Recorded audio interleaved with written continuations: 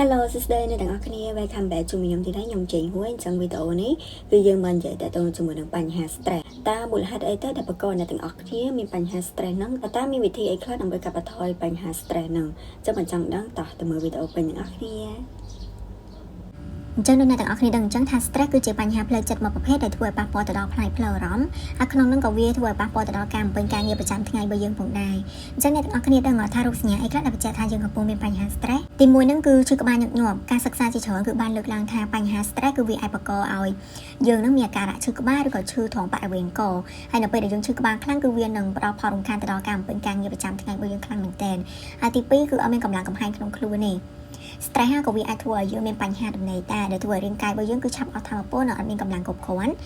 ់ក្នុងការបំពេញការងារប្រចាំថ្ងៃទេហើយការដែលយើងមានបញ្ហា stress រយៈពេលយូរគឺវាអាចបណ្ដាលឲ្យរាងកាយរបស់យើងគឺអាចនឹងឆាប់អស់កម្លាំងហើយនឹងសុខភាពរាងកាយរបស់យើងគឺវាបាត់បង់ថាមពលទី3គឺឈឺចុកចាប់លើរាងកាយអាការៈឈឺចាប់គឺជាទូទៅគឺវាកើតឡើងដោយសារតែបញ្ហា stress នៃការកើនកម្រិតអរម៉ូន stress នៅក្នុងរាងកាយដែលអរម៉ូនហ្នឹងគឺវាអាចមានទំនាក់ទំនងទៅក្នុងការបង្កឲ្យមានការឈឺចាប់ទៅដល់ដៃជើងនិងសាច់ដុំជាដើមទី4គឺបាត់បង់ចំណង់អាហារអញ្ចឹងរបបអាហារគឺពិតជាមានសារៈសំខាន់មែនទែនសម្រាប់ការបរិភោគប្រចាំថ្ងៃអញ្ចឹងបើសិនជាយើងបាត់បង់ចំណង់អាហារហើយបែរជាឃ្លានខ្លាំងនៅពេលយប់នោះគឺជាសញ្ញាមួយនៃបញ្ហា stress ហើ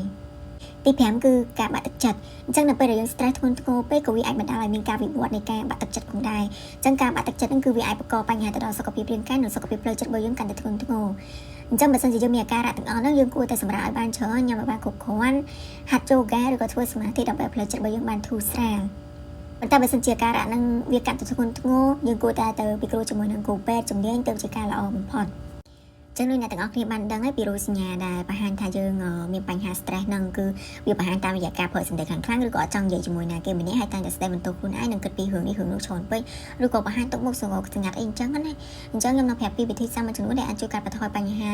stress ឬក៏បញ្ហាតានតឹងទាំងអស់ហ្នឹងបានដែលយើងអាចអនុវត្តតាមវិធីសាស្ត្រដែលយើងចូលចិត្តបានទី1ហ្នឹងគឺលើកទឹកចិត្តខ្លួនឯងអញ្ចឹងនៅពេលដែលយើងមានបញ្ហាផ្លូវចិត្តគឺវានឹងធ្វើឲ្យខ្លួនយើងហ្នឹងគឺបាក់ទឹកចិត្តអញ្ចឹងយើងត្រូវតែព្យាយាមតស៊ូតាំងចិត្តឲ្យរឹងមាំនិងត្រូវគិតបែបវិជ្ជមានដែលគិតថាអ្វីដែលគេធ្វើបានយើងក៏អាចធ្វើបានដែរហើយត្រូវជឿវាងនៅការស្ទេបន្ទោសឲ្យខ្លួនឯងការគិតឃើញតែបញ្ហាទី2គឺធ្វើសមាធិអញ្ចឹងនៅពេលដែលយើងមានអារម្មណ៍អត់ល្អឬក៏តានតឹងក្នុងចិត្តតែយើងគួរតែធ្វើសមាធិឲ្យបានយ៉ាងហោចក៏10ទៅ15នាទីដែរការធ្វើសមាធិគឺវាអាចជួយកាត់បន្ថយភាពតានតឹងបានច្រើនមែនទែនព្រោះដោយសារតែវាធ្វើឲ្យយើងមានអារម្មណ៍ស្រស់ស្រាយហើយធូរស្បើយទៅតាមការដកដង្ហើមចេញហើយនិងដង្ហើមចូលនៅពេលដែលយើងធ្វើសមាធិទី3គឺដើរកម្សាន្តនៅតំបន់ធម្មជាតិអញ្ចឹងការដើរកម្សាន្តតាមតំបន់ធម្មជាតិដែលមានព្រៃព្រឹក្សាខៀវស្ងាត់និងពោពេញទៅដោយខ្យល់បរិសុទ្ធនិងបរិយាកាសត្រជាក់ល្អវាក៏ជាវិធីសាស្ត្រមួយដែលយើងវាធ្វើឲ្យយើងមានអារម្មណ៍ថាស្ងប់ស្ងាត់ល្អហើយនឹងរសាត់ទៅតាមខ្យល់ទាំងអស់នោះដែរទី4គឺការលេងកីឡាអញ្ចឹងការលេងកីឡាក៏ជាវិធីសាស្ត្រមួយផងដែរដែលវាអាចធ្វើឲ្យយើងមកភ្លេចនៅទុក្ខកង្វល់ក្នុងចិត្តព្រោះយើងគិតតែពីសុបាយនិងគិតតែខំប្រកួតណាហើយម្យ៉ាងទៀតក៏វាអាចជួយបញ្ចេញយើងនៅកំហឹងនៅក្នុងចិត្តរបស់យើងបានទៀតអញ្ចឹងបន្ទាប់ពីយើងលេងកីឡាហើយយើងមួយទឹកសម្អាតខ្លួនរួចគឺយើងនឹងមានអារម្មណ៍ល្អនិងធូរស្បើយនៅក្នុងចិត្តទី5គឺច្រៀងចម្រៀងអញ្ចឹងការបញ្ចេញភាពតានតឹងឬក៏អារម្មណ៍អត់ល្អរបស់យើងតាមរយៈការច្រៀងចម្រៀងក៏ជាវិធីល្អម្យ៉ាងដែរយើងត្រូវច្រៀងចម្រៀងណាដែលធ្វើឲ្យយើងបំបត្តិនៅទុក្ខកង្វល់ក្នុងចិត្តរបស់យើងបានដូចជាបទលើកទឹកចិត្តខ្លួនឯងនិងបទណាដែលអាចសេកបានខ្លាំងៗតាមចង្វាក់ភ្លេងនិយាយទៅវិធីហ្នឹងគឺវានឹងធ្វើឲ្យយើងមានអារម្មណ៍ធូរស្បើយព្រោះដោយសារយើងបានបញ្ចេញអារម្មណ៍អត់ល្អនិងទុក្ខកង្វល់របស់យើងទៅតាមចង្វាក់ភ្លេងដែរ6គឺជជែកលេងជាមួយនឹងមិត្តភ័ក្តិអញ្ចឹងការដែលយើងនិយាយរឿងរ៉ាវឬក៏រៀបរាប់ទុក្ខកង្វល់ក្នុងចិត្តប្រាប់មិត្តភ័ក្តិគឺវានឹងអាចធ្វើឲ្យយើងអស់កង្វល់នៅក្នុងចិត្តអញ្ចឹងវិធីសាស្ត្រហ្នឹងខ្ញុំគិតថាវាអាចនឹងធ្វើឲ្យអ្នកទាំងអស់គ្នាមានអារម្មណ៍ល្អព្រោះដោយសារតែយើងបានបញ្ចេញភាពតានតឹងទាំងអស់ហ្នឹងចេញពីក្នុងចិត្តរបស់យើងអស់ហើយអញ្ចឹងយើងគួរតែស្វែងរកដៃគូណាម្នាក់ដែលយើងទុកចិត្តដែលយើងអាចនិយាយក្នុងចិត្តរបស់យើងប្រាប់ទៅកាន់គាត់ដើម្បីឲ្យគាត់ធ្វើជាអ្នកស្ដាប់ដ៏ល្អរបស់យើងណាអញ្ចឹងក៏វាជួយឲ្យយើងមានអារម្មណ៍ធូរស្បើយនៅពេលដែលយើងបាននិយាយអស់អញ្ចឹងណាទី7គឺបញ្ចេញអារម្មណ៍តាម Facebook អញ្ចឹង Facebook ខ្ញុំគិតថាវាជាឧបករណ៍មួយដែលអនុញ្ញាតឲ្យយើងបញ្ចេញអារម្មណ៍សប្បាយចិត្តឬក៏អត់សប្បាយចិត្តនៅលើបណ្ដាញសង្គមមួយហ្នឹងប៉ុន្តែការធ្វើបែបហ្នឹងគឺវាអាចធ្វើមិត្តភក្តិនៅក្នុង Facebook របស់យើងគឺបានដឹងពីបញ្ហាដែលយើងបានបង្ហាញជាពិសេសគឺមិត្តរបស់យើងគឺគាត់នឹងអាចចូលរួមចំណាយជួយម្លែកទុកដូចជាផ្ដល់ជាគំនិតល្អៗជួយលើកទឹកចិត្តរបស់យើងផងដែរអញ្ចឹងណាបើមិនជាអ្នកទាំងអស់គ្នាមានអារម្មណ៍ថា stress ខ្លាំងហ្មងណាអ្នកទាំងអស់គ្នាគួរតែបញ្ចេញអារម្មណ៍ទៅតាម Facebook ខ្លះទៅ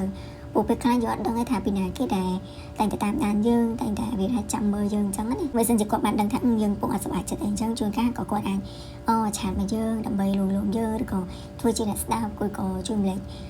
រឿងក្នុងចិត្តរបស់យើងហ្នឹងពេលដែលយើងនិយាយទៅក៏វាបានធូរស្បើយទៅតាមហ្នឹងដែរចំណុចទី8វិញគឺតុបតែងខ្លួនឲ្យប្លែកខុសពីធម្មតាអញ្ចឹងការដែលយើងតុបតែងខ្លួនឲ្យប្លែកពីធម្មតាតាមរយៈការស្លៀកពាក់ខោអាវថ្មីៗពណ៌ស្រស់ៗនិងតុបតែងម៉ូដសក់ប្លែកៗណាក៏វាជាវិធីសាស្ត្រដ៏ល្អមួយផងដែរហើយវិធីសាស្ត្រហ្នឹងគឺវានឹងធ្វើឲ្យយើងមានអារម្មណ៍ស្រស់ស្រាយនិងប្លែកៗទៅតាមអារម្មណ៍ដែលយើងតុបតែងខ្លួនរបស់យើងហ្នឹង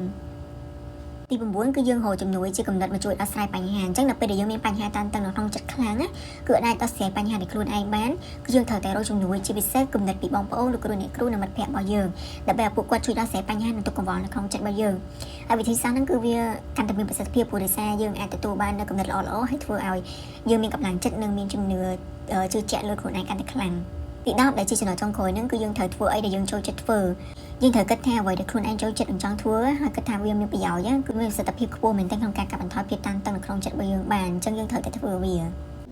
អូខេអ្នកទាំងអស់គ្នាអញ្ចឹងវីដេអូមួយនេះគឺមានប៉ុណ្្នឹងទេអញ្ចឹងបើសិនជាអ្នកទាំងអស់គ្នាមានចម្ងល់អ្នកទាំងអស់គ្នាអាច comment នៅខាងក្រោមវីដេអូនេះឬឆាតតាមរយៈ page របស់ខ្ញុំបានអញ្ចឹងអរគុណច្រើនមែនតើអ្នកទាំងអស់គ្នាសម្រាប់ការទស្សនាជួបគ្នានៅវីដេអូក្រោយទៀតបាយបាយ